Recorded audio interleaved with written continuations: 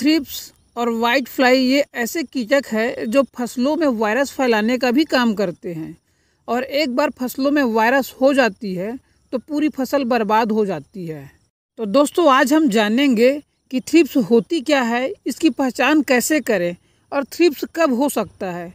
इसके साथ साथ हम इसकी प्रभावी नियंत्रण के बारे में भी चर्चा करेंगे कि एक स्प्रे से ही हम थ्रिप्स को कैसे पूरी जड़ से ख़त्म कर सकें। थ्रिप्स का वैज्ञानिक नाम थाइसेनोप्टेरा भी है। इसे स्थानीय भाषा में thunder flies, thunder bugs, storm flies, झाई कीड़ा या हार्वेस्ट बग्स आदि नाम से भी जाना जाता है। थ्रिप्स की लगभग 7,700 प्रजातियां पाई जाती है, लेकिन 1% से भी कम जो होती है वह कृषि फसलों के कीट माने जाते हैं। भारत में 3 से 4 प्रकार की ही थ्रिप्स पाई जाती है जो फसलों को बहुत ज़्यादा नुकसान पहुंचाती है, जिसमें से black thrips, green thrips, brown thrips और वाइट थ्रिप्स प्रमुख है। थ्रिप्स की जीवन चक्र की बात करें तो इसे 5 चरणों में बांटा जा सकता है।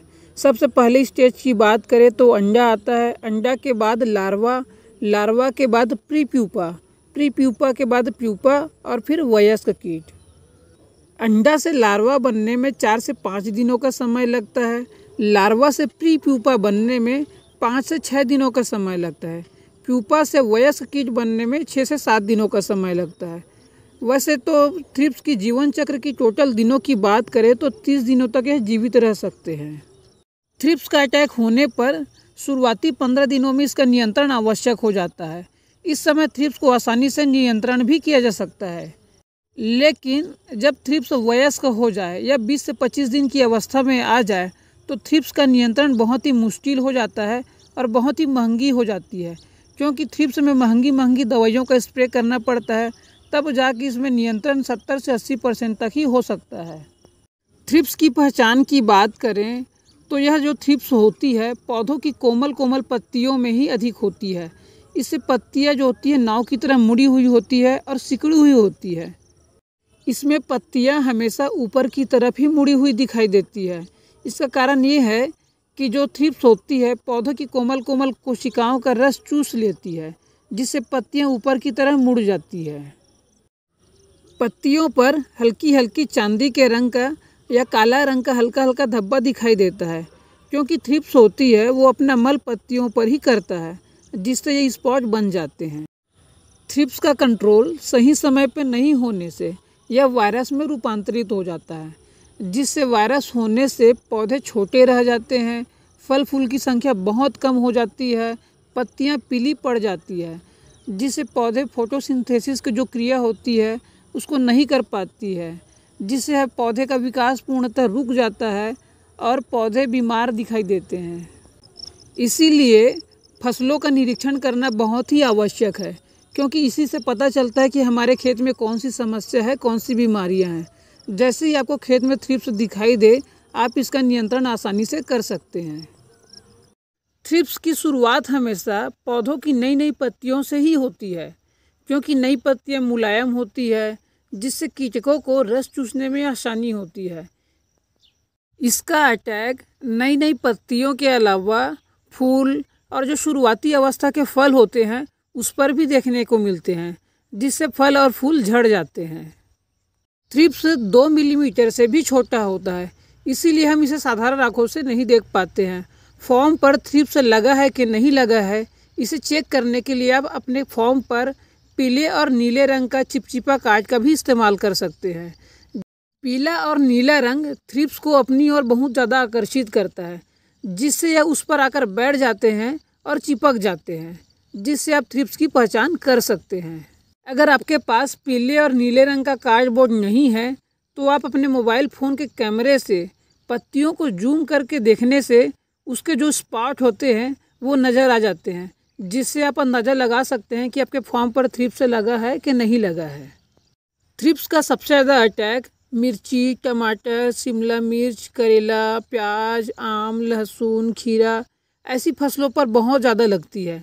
तो आप अगर इस तरह की फसलें लिए हुए हैं तो आपको खेत का निरीक्षण करना बहुत ही ज़्यादा आवश्यक हो जाता है। आप समय समय पर खेत का निरीक्षण जरूर करें। थ्रिप्स मौसम के बदलाव होने पर ही अधिक होता है।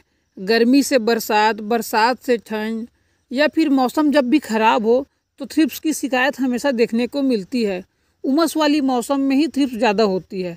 तो जब भी मौसम ख़राब हो या उमस वाली मौसम हो या अधिक गर्मी हो, आपको खेत को ज़रूर निरीक्षण करना ज़रूरी हो जाता है। बात करते हैं थ्रिप्स के नियंत्रण की। तो थ्रिप्स के नियंत्रण को हम 2 तरीके से कर सकते हैं। पहला तो है जैविक तरीका और दूसरा है रासायनिक तरीका। हम थ्रिप्स को एक ही स्प्रे में कैसे ख़त्म करें, इसके लिए हमें कुछ बातों का ध्यान रखना बहुत ही ज़्यादा आवश्यक हो जाता है। थ्रिप्स अगर शुरुआती अवस्था में है या यूँ कहे कि अंडा या लार्वा की अवस्था में है, तो हम इसे एक ही स्प्रे में ख़त्म कर सकते हैं। अगर थ्रिप्स 15 से 20 दिनों की अवस्था में हो गई है तो 2-3 स्प्रे करना आवश्यक हो जाता है। इसके नियंत्रण के लिए हम जैविक विधि की बात करें तो नीम ऑयल का भी उपयोग कर सकते हैं। यह मार्केट में 50,000 ppm तक भी उपलब्ध हो जाती है, जिसकी कीमत 400 से 700 तक मिल जाती है। इसको हम प्रति 30 ml 15 लीटर के हिसाब से टंकी में मिलाकर स्प्रे कर सकते हैं। इसमें हम सकिंग पेस्ट जैसे रस चूसक कीट, thrips, white fly, mites, aphid, jassid जैसे बहुत सारे कीट्स है, उसको भी एक साथ नियंत्रण कर सकते हैं। तो आप सबसे पहले अगर थ्रिप्स शुरुआती अवस्था में है तो नीम ऑयल का ही उपयोग करें। इसके अलावा आप जंप, जिसमें फिप्रोनिल 80% WG फॉर्म में होती है, और साथ ही में एजमायर जिसमें इमिडाक्लोप्रिड 70% WG फॉर्म में होती है, दोनों की 2-2 ग्राम की मात्रा को आप 15 लीटर पानी में मिलाकर स्प्रे कर सकते हैं, जिससे थ्रिप्स की समस्या दूर हो सकती है। अन्य उपचार की बात करें तो डेली गेज का भी स्प्रे कर सकते हैं, जिसमें स्पाइनोटोरम 11.7% SC फॉर्मूलेशन में होता है। प्रति 15 लीटर पानी में 15 ml को मिलाकर स्प्रे कर सकते हैं। दवाइयों की बात करें तो ट्रेसर का भी उपयोग कर सकते हैं, जिसमें स्पाइनोसेट 45% SC फॉर्मूलेशन में होता है। 7 ml प्रति 15 लीटर पानी के हिसाब से स्प्रे कर सकते हैं। जंप और पेगासस को भी उपयोग कर सकते हैं। जंप को 2 ग्राम और पेगासस को 25 ग्राम 15 लीटर पानी में मिलाकर भी स्प्रे कर सकते हैं, जिससे थ्रिप्स की समस्या पूरी तरीके से ख़त्म हो सकती है। इसके अलावा आप बायर कंपनी की लेजेंटा का भी उपयोग कर सकते हैं। ये सभी दवाइयाँ थ्रिप्स के लिए बहुत ही इफेक्टिव है।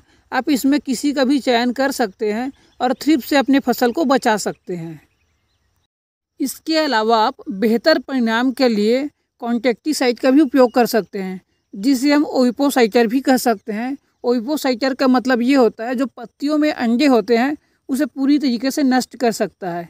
इसके लिए आप प्रोफेनोफास, साइपरमेथ्रिन, बाइफेंथ्रिन, डेल्टामेथ्रिन आदि का चयन कर सकते हैं। तो दोस्तों, आज के वीडियो में बस इतना ही। उम्मीद करता हूँ ये वीडियो आपको ज़रूर अच्छी लगी होगी और आपके काम की रही होगी। वीडियो को पूरा देखने के लिए आप सभी का बहुत बहुत धन्यवाद।